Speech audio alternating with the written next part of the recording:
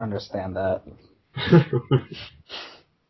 I just, It's like my way or the highway. Yeah, that is not how it works, guys. Sorry to tell you. It really does confuse me. So yeah, does anybody else have anything to say about Rain, or can we move on to our little hype corner, whatever the hell we're gonna call it? Let's move it on. Alright, so who wants to go first? I would love to go first. Go ahead. So, everyone knows that Dragonite's amazing in this gen because it's got this new ability, multi-scale, that when it's at full health, it only take, I believe it's half damage from any attack. So you can basically roost off anything. So, I was playing for the World Cup, and I was putting a Dragonite on my team, and it only really, like for the team I had, it only needed Roost, Dragon Dance, and Dragon Claw. So I figured, hey, why don't I stick Substitute on there too?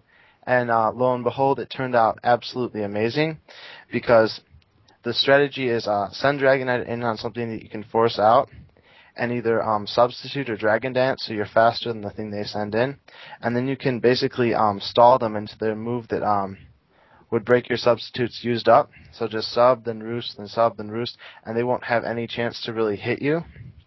And once that move's stalled out, you can just continue Dragon Dancing and completely sweep their team with it, because really the only thing that stops it's Quagsire. Yeah, doesn't it work very well with paralysis? Yeah, you just paralyze their team so you get more chances for roost, and then make sure that you have a rapid spinner, like a Tentacruel. And obviously you want Rain up so that the Sandstream doesn't get rid of your leftovers, and it just decimates teams. That really sounds like a very good set. I think I played you when you were using that team, and I remember that Dragonite being a complete pain in the ass. Yeah. Rather amusingly, I think a Pokemon such as Metagross could pose a fairly big problem to that Dragonite. But the only problem is no one's really using Metagross. Yeah, I know. I mean, that Dragonite can even beat, like, Ferrothorn, so there's not really much out there that can stop it. Anyways, I have a cool set. Choice Band Haxorus. Really. The fact that it can 2-hit KO Ferrothorn with a resisted Outrage. That's pretty cool, isn't it? I mean, I don't know about you guys, but I like that. That is stupidly powerful. And it even goes through Dragonite's multi-scale. Yeah, that's another cool thing. Which is another thing that really isn't too good about Dragonite, so long as Haxorus keeps going up in usage, which I think it is at the moment. At least it should. I mean, the only problem it has is the fact that Weather Sweepers just roll over it like it's nothing. But Excadrill needs to set up beforehand, because Haxorus isn't as frail as you would think. It has something like 70, 80 defenses or something like that. So you can really just spam Choice Band Outrage and kill stuff. It's really that easy. Do you typically use Mold Breaker or Rivalry? Well, it depends. On Smogon's metagame, I've been using Rivalry lately, just because that's how you get the 2-hit KO on Ferrothorn. But here, where Bronzong is a lot more common, Mold Breaker might be the better choice.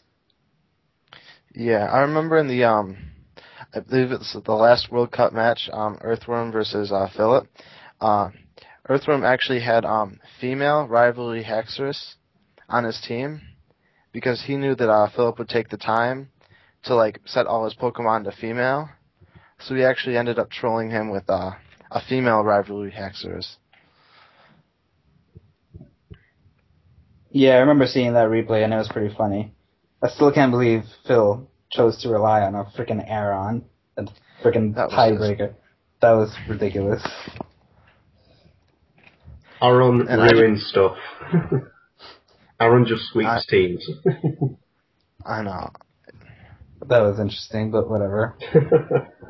Since when have I ever been interesting? Never. And yeah, I just ran the calc, and Adamant Life Orb, Excadrill's Earthquake against Haxorus Actually does 105 to 89%, so with Stealth Rocks, it is a one-hit KO. Run it without Life Orb, though, because a lot of people Yeah. still use Balloon. With Balloon, it's 80.9 to 68. So a lot less. Yeah, see? That's what I mean. It's not particularly like you want to use Life Orb with Rapid Spin. Yeah, precisely. And a lot of people have been using Balloon and Rapid Spin lately. Life Orb is really for people who go balls to the wall. Yeah. Poke, do you want to hype a set or no? Well, yeah, go on then. First off, I'll start with use Heracross. Speaking seriously, quite recently I was 6-0 by a nasty plot Toxicroak, and I then decided to see what it would be like in OU, and with Toxicroak in the rain alone, I managed to 6-0, I think it's 4 people consecutively, and that's of course nasty plot. I think it was Focus Blast, HP Ice, and I alternated between Vacuum Wave and not Hidden Power Ice, Dark Pulse, just because I was sick of Gengar and Zori repeatedly.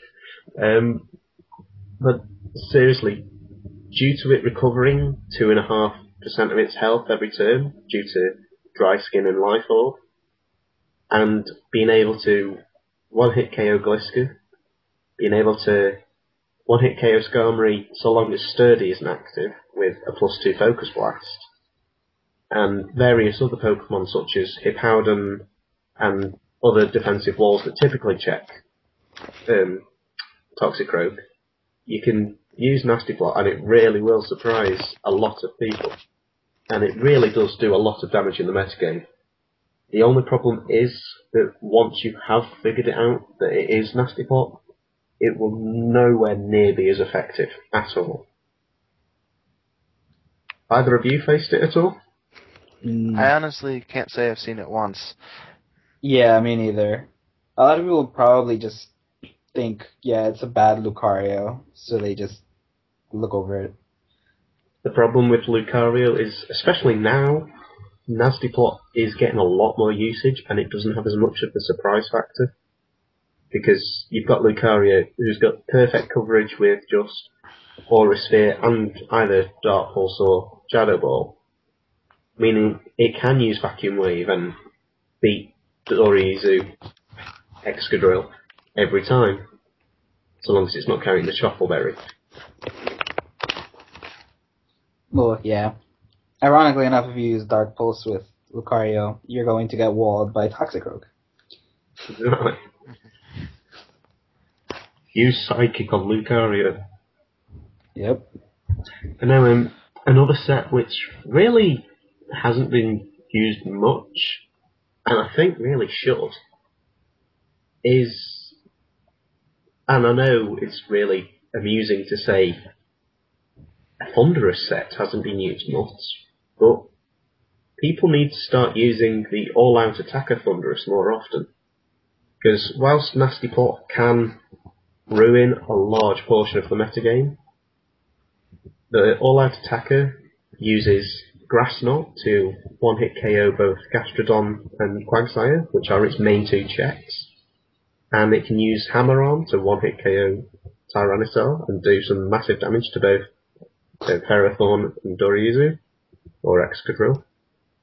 And it really does break through teams that aren't prepared for it at all. It was one of the Pokemon I used when I managed to get fairly high on the ladder, actually. Yeah, the only problem I can see with that Thundurus is that it's slightly outclassed by Deoxys. But really, Thundurus is still a really good Pokemon without Nasty Plot, so yeah, it should get used more. And finally, use Heracross. And Deoxys. And Blaziken. And Sharpedo and Rain. Sharpedo and Rain is cool as fuck. Choice Scarf Gyarados with Moxie. It rapes. Is that even released? Yes, it is. Yeah, it is. No way. Seriously? Uh-huh. That's why everybody's using it. He just figures it out. Well, it doesn't get any kills against me, so how the hell am I supposed to know?